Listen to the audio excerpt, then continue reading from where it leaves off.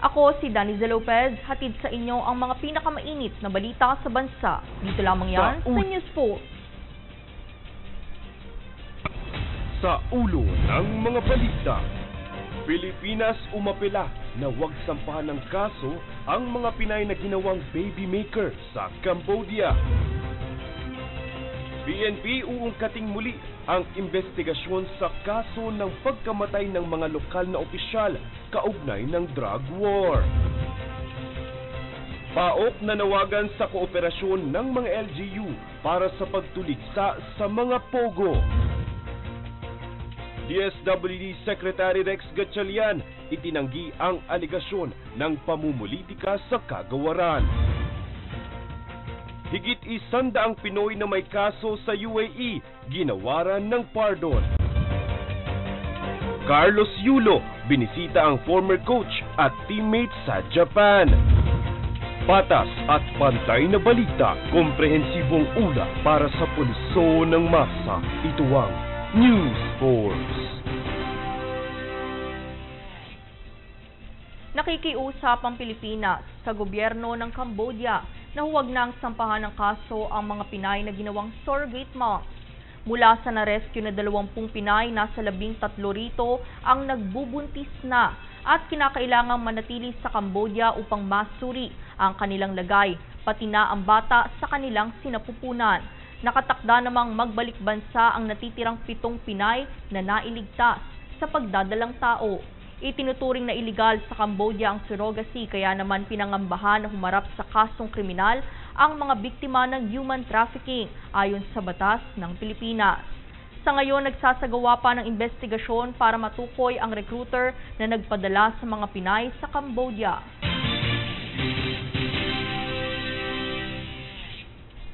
Kinumpirma naman ng Bureau of Immigration o BI na ang asawa ni dating presidential spokesperson Harry Roque na si Myla Roque ay nagtungo na ng Singapore. Ikatlo ng Setyembre umano nang umalis ng bansa si Myla bago isyuhan ng lookout bulletin noong ika-16 ng Setyembre. Samantala, wala pa namang ulat na nakaalis na ng bansa si Harry Roque na napatawan din ng Immigration Lookout Border. Matatanda ang inisyuhan ng contempt ng Quad Committee ang mag-asawa kaugnay ng pagkakasangkot sa operasyon ng iligal na pogo sa Porac, Pampanga.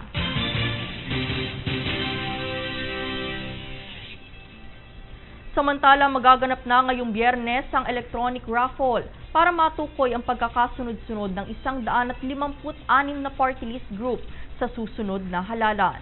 Ito ang inanunsyo ng Commission on Elections o COMELEC, kung saan sa tala nasa 113 ang aktibong kalahok na party list group, habang 42 naman ang bagong rehistradong organisasyon at isa ang nakakuha ng temporary restraining order mula sa Korte Suprema.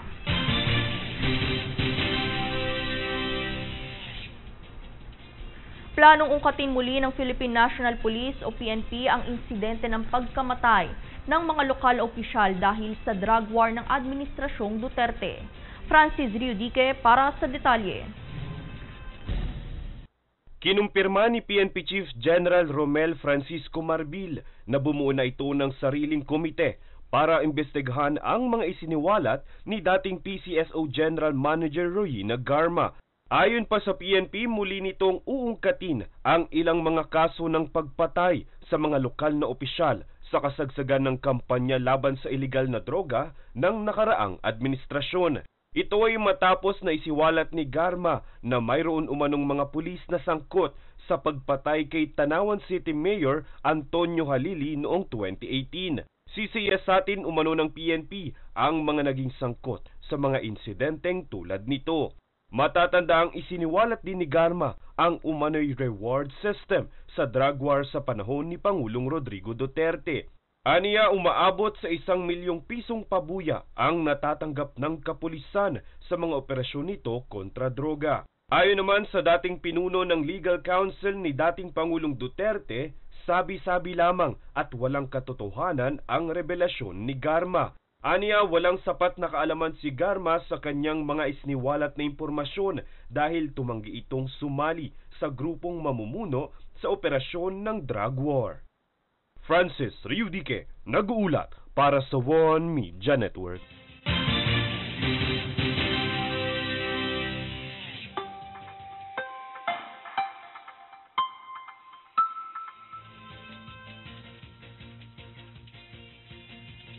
Pulis ang nagpapaulan sa Luzon at silangang bahagi ng Visayas.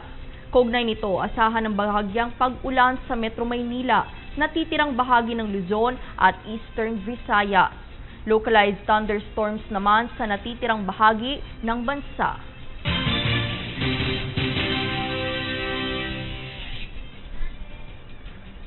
Susunod sa News 4. Senado, nais amyendahan ang pagtanggap ng mga foreign retirees sa Pilipinas. NCRPO, nakikitaan ang digitalisasyon epektibo sa operasyon ng kapulisan. PAOK nanawagan sa kooperasyon ng mga LGU para sa pagtuligsa sa mga POGO. Manatiling nakatutok para sa higit pang mga balita sa pagbabalik ng News 4.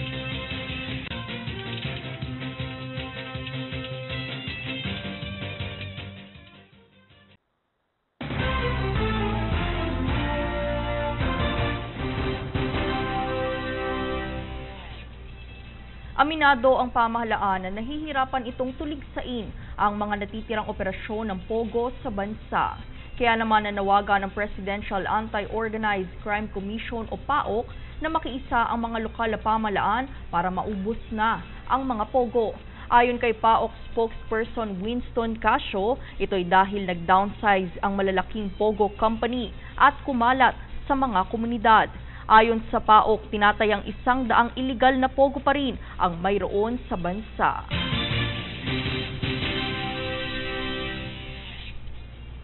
Nabahala ang Senado matapos malaman ang detalye ng pagtanggap ng Pilipinas sa mga dayuhang nasa panahon na ng pagre-retiro. Anya, hindi na umano nakakapagtaka na maraming sindikato ang nakakapasok sa bansa. Yan ang higit pang alamin kay Francis Riudique. Nadismaya si Senator Loren Legarda matapos na maisiwalat ang programa ng pamahalaan na pagtanggap ng mga retiradong foreigners sa bansa. Ayon sa Philippine Retirement Authority, maaaring manatili ang mga dayuhang nagretiro na kapalit ng partikular na halaga. Ayon kay PRA General Manager Roberto Zozobrado, pinapayagang manatili sa bansa ang isang foreign retiree kapalit ng $20,000. Pumapatak ito ng higit 1 milyong piso. Garantiya umano nito ang pananatili ng isang dayuhan ng hanggang kailan niyang gustuhin. Sentimiento ni Senator Legarda, maaring isa tong rason kung bakit maraming sindikato ang nakakapasok sa bansa. Kaya naman suhestyon niya, dapat narepasuhin ang panuntunang ito. Masyado umanong maliit ang nasabing fee, kaya naman dapat pa daw itong pataasin pa. Ayon sa PRA, halos 60,000 mga retiradong dayuhan ang naninirahan sa Pilipinas mula pa noong 1997 hanggang sa kasalukuyan. Francis Riudique, nag-uulat para sa One Media Network.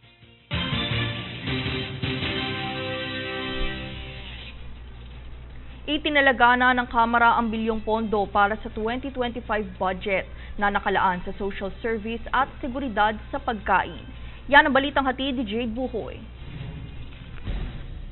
Inilaan ng Kamara ang 292.23 billion pesos para palakasin ang social services, palawigin ang social safety nets at tiyakin ang seguridad sa pagkain sa 2025 General Appropriations Bill. Ayon kay Representative Saldico, ang pondo ay nakatuon sa pagtugon sa mga pangangailangan ng mga may hirap na sektor tulad ng mga estudyanteng kapos sa pera, magsasaka, pangingisda, sundalo at mga pamilyang nasa ilalim o bahagyang lampas sa poverty line. Naglaan naman ang Kamara ng karagdagang 39.8 billion pesos para sa Assistance to Individual in Crisis Situation o AICS upang agad na matulungan ang mga dumaranas ng kahirapan. Binigyan din ng 39.8 billion pesos ang ayuda para sa Kapos ang Kita Program o AKAP na 3 beses na mas malaki kumpara sa pondo noong 2024 na 13 billion pesos.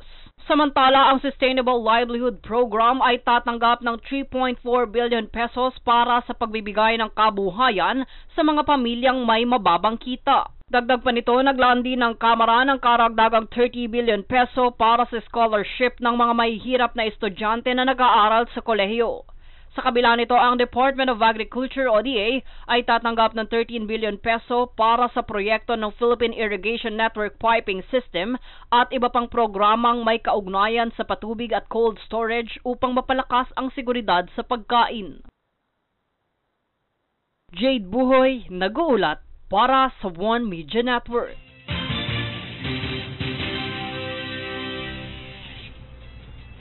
Sinalang naman sa Senado nitong Martes ang panukalang budget ng Department of Tourism o DOT para sa taong 2025, kung saan ang ilan sa mga ito ay ang pagpapabuti sa infrastruktura ng pangturismo.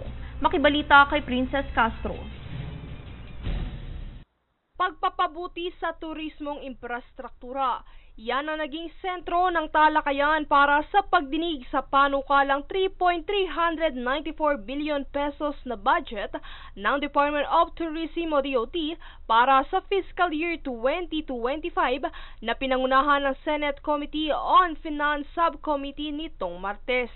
Sa pag-uusig ni Committee Chairperson Senator Loren Legarda sa deliberasyon, tinalakay nito ang Tourism Road Infrastructure Program ng DOT sa pakikipagtulungan ng Department of Public Works and Highways. Dagdag pa rito ay ang posibilidad anya na pag-amyenda sa panukalang budget upang suportahan ang mga proyektong pang-infrastruktura sa turismo, partikular na ang pagtatayo ng mga bagong kalsada at tulay na magpapahusay sa accessibility sa mga destinasyon ng turismo sa buong bansa. Ipinahayag naman ni Tourism Secretary Cristina Garcia Frasco ang kanyang pasasalamat sa suporta ng senador at binigyang diin na matagal ng advokasya ng kagawaran ang pagpapaunlad ng infrastruktura ng turismo sa ilalim ng Administrasyong Marcos. Bukod dito ay pinuri ni Senator Legarda ang community-based initiatives ng DOT, partikular na ang mga flagship project nito tulad na lamang ng Philippine Experience Program. Sa kabilang banda, ilan sa mga komprehensibong mungkahi ng senador ay ang karagdagang pakikipagtulungan sa mga ahensyang pangkultura at pamana tulad ng National Historical Commission, National Commission for Culture and the Arts, at National Commission on Indigenous Peoples upang mapahusay ang mga programang ito. Susunod sa DOT ay ang deliberasyon ng budget sa plenaryo sa ika-14 ng Nobyembre. Princess Castro, nag-uulat para sa One Media Network.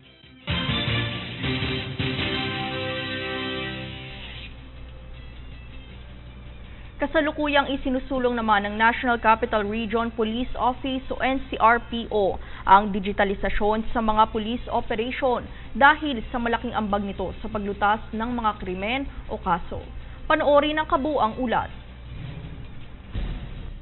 Nakitaan ng National Capital Region Police Office o NCRPO na epektibong paraan ang digitalisasyon para sa mga isasagawang police operation. Naniniwala si NCRPO Chief Regional Director Police Major General Sidney Hernia na ang modernisasyon ngayon ay mayroong malaking tulong sa magiging programa at operasyon ng kapulisan sa NCR. Kabilang din sa tinitingnan na posibilidad ng pagdi-digitalize ay ang mga transaksyon na nagaganap sa loob ng istasyon. Paliwanag ng ahensya, mapapabilis nito ang proseso sa paghuli ng mga krimen at pagkuha ng impormasyon. Kasapi rin sa misyon ng NCRPO ang pagpapaigting sa pagsasanay ng mga pulis nang sa gayon ay mabilis na rumesponde ito sa mga suliranin. Nananatili naman ang dedikasyon ng kapulisan sa serbisyong publiko para sa kaligtasan at seguridad ng bawat mamamayan. Daniza Lopez, nag-uulat para sa One Media Network.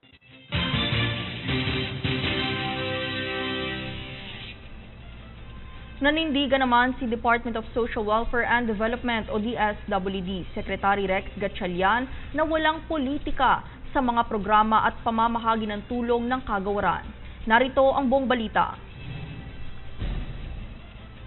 Binigyang linaw ni Department of Social Welfare and Development o DSWD Secretary Rex Gatchalian na walang pamumulitika ang nagaganap sa kada pamamahagi ng tulong ng departamento sa bawat benepisyaryo ng mga programa nito. Ang pahayag na ito ni Gatchalian ay bunsod ng alegasyon na tumatanggi umano ang DSWD sa mga referral request ng Office of the Vice President to OVP. Giit naman ng kalihim, walang katotohanan ng alegasyon na ito sapagkat tinutulungan umano nito ang lahat ng nagpupunta sa tanggapan, may referral man o wala. Handa rin si Gatchalian na ipakita ang screenshots ng usapan ng OVP at DSWD para patunayan na walang pinipiling tulungan ang kagawaran. Dagdag pa niya, sapat din ang dokumentasyon nito para maipakita na walang tinatanggihan na tulungan ang DSWD. Kasalukuyan namang nakikipag-ugnayan ng kalihim sa OVP para lubos na alamin ang issue at mabigyan ng linaw ang alegasyon. Daniza Lopez, nag-uulat para sa One Media Network.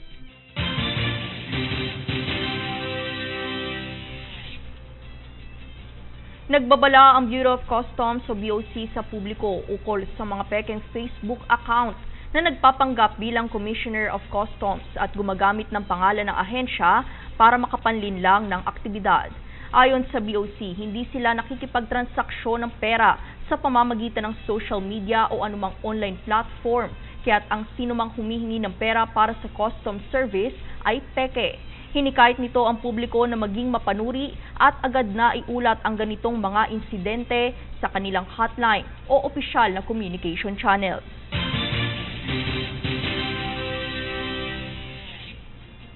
Pinaalalahanan din ng Civil Aviation Authority of the Philippines o CAAP ang publiko na huwag magpaninlang sa mga kumakalat na text message na nagpapanggap na kawani ng CAAP. Anya, mayroon pa rito na ginagamit ang pangalan ni CAAP Director General Captain Manuel Tamayo na naglalaman ng mga kahina-hinalang mensahe. Nilinaw naman ng CAAP na walang ugnayan sa kanila ang mga numerong nakapaskil sa inyong TV screen kaya't ipagbigay alam sa otoridad sakaling makatanggap ng mensahe mula rito.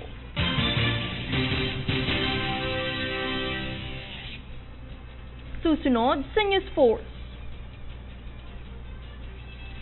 MMDA kinilala ang mahigpit na pagpapatupad ng Smoke and Vape Free Ordinance ng San Juan.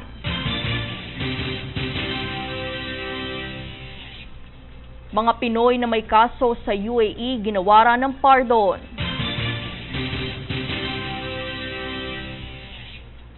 Ilang ahensya ng gobyerno nagpulong para sa Integrated Transport Hub sa QC. Manatiling nakatutok para sa higit pang mga balita sa pagbabalik ng News Force.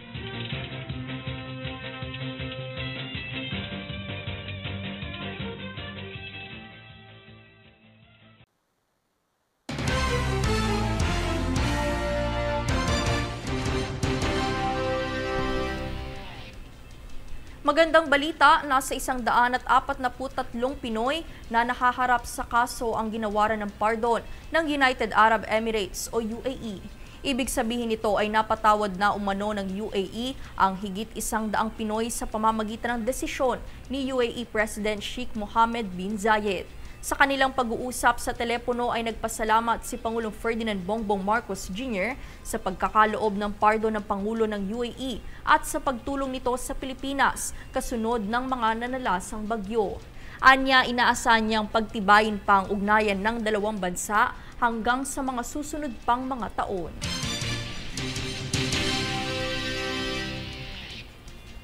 Kamakailang pinaigting ang pakikipagtulungan sa iba't ibang ahensya para sa mga programang kabuhayan ng mga PDL.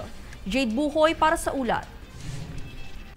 Pinaigting ng Iwahig Prison and Penal Farm o IPPF sa Puerto Princesa ang pakikipagtulungan sa iba't ibang ahensya para sa pagpapatupad ng mga programang pangkabuhayan para sa mga PDL. Noong ika-4 ng Oktubre ngayong taon, naghandog ang Western Philippine University ng 72 Parawakan native chickens sa IPPF bilang bahagi ng reformation programs para sa mga persons deprived of liberty o PDLs. Ang mga nasabing native chickens ay aalagaan sa agricultural land ng IPPF upang maging bahagi ng kanilang pagsasanay at kabuhayan. Nagkaroon muna ng mga training session at seminar para sa IPPF personnel at PDL caretakers bago ang turnover upang mabigyan sila ng sapat na kaalaman sa pag-aalaga ng naturang mga manok. Nagbigay din ng 2 multi-tiller cultivator units ang kinatawan mula sa Department of Agriculture o DA Palawan upang suportahan ang produksyon ng palay at iba pang pananim sa loob ng pasilidad. Samantala, ang layunin ng pakikipag-ugnayan na ito ay upang mapabuti ang produktibidad ng sakahan sa IPPF at mabigyan ng oportunidad ang mga PDL bilang agricultural workers. Ayon naman sa mga opisyal ng Bucor, patuloy nilang palalakasin ang pakikipagtulungan sa iba't ibang ahensya upang mapabuti ang mga programang reformation. Kanila ring nilino na layunin nilang mabigyan ng dagdag na kasanayan at oportunidad sa kabuhayan para sa mga PDL bilang paghahanda sa kanilang muling pagbabalik sa lipunan. Jade Buhoy, nag-uulat para sa One Media Network.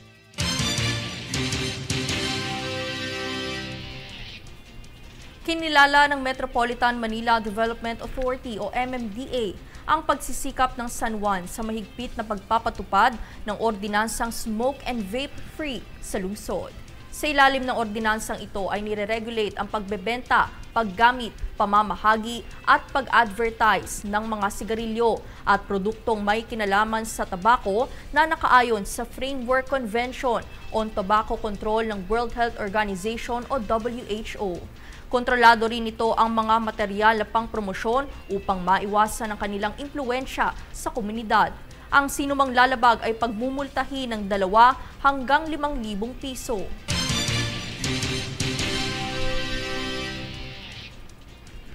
Prinesenta naman itong kamakailan ang mga proposal ng mga kasaping ahensya ng gobyerno para sa itatayong Integrated Transport Hub sa Quezon City. Princess Castro para sa kabuuang ulat. Nagpulong sa Quezon City Hall ang mga opisyal ng lungsod kasama ang Metropolitan Manila Development Authority o MMDA, Department of Transportation o DOT at Government Service Insurance System o GSIS upang talakayin ang proyektong Integrated Transport Hub sa lungsod.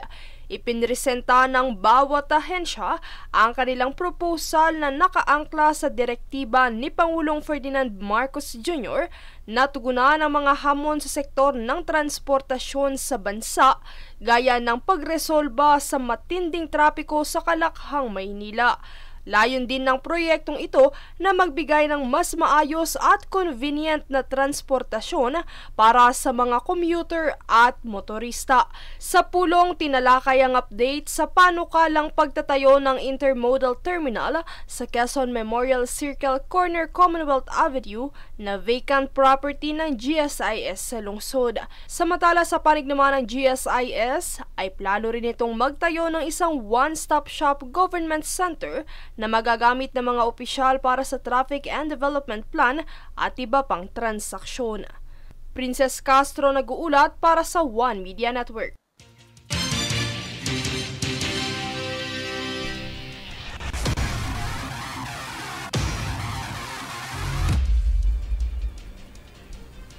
Bumisita kamakailan si Olympic double gold medalist Carlos Yulo sa bagong bukas na arena ng Tokushukai Gymnastics Club sa Japan. Kasama sa kanyang mga binisita ay ang kanyang mga former Japanese coach at teammates. Kabilang rin sa mga muling nakatagpo ng Olympian gymnast ay ang mga kapwa Paris Olympian gold medalists na lumahok sa Olympic all-around category na sina Shinosuke Oka at Sugino Takaaki.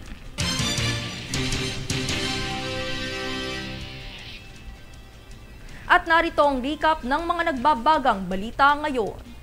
Sa ulo ng mga balita, Pilipinas umapela na huwag sampahan ng kaso ang mga Pinay na ginawang baby maker sa Cambodia. PNP uungkating muli ang investigasyon sa kaso ng pagkamatay ng mga lokal na opisyal kaugnay ng drug war. PAOK nanawagan sa kooperasyon ng mga LGU para sa pagtuligsa sa mga pogo.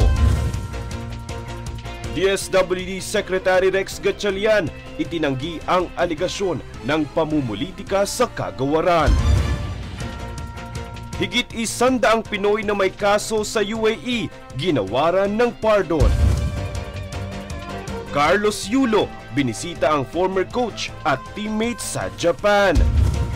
Patas at pantay na balita, komprehensibong ulat para sa pulso ng masa. Ito ang News Force. At yan ang pinakamainit na mga balita ngayong araw. Manatiling nakatutok sa aming mga ulat at updates sa aming Facebook page, facebook.com/OneMediaNetwork. Ako si Daniza Lopez at ito ang News Force.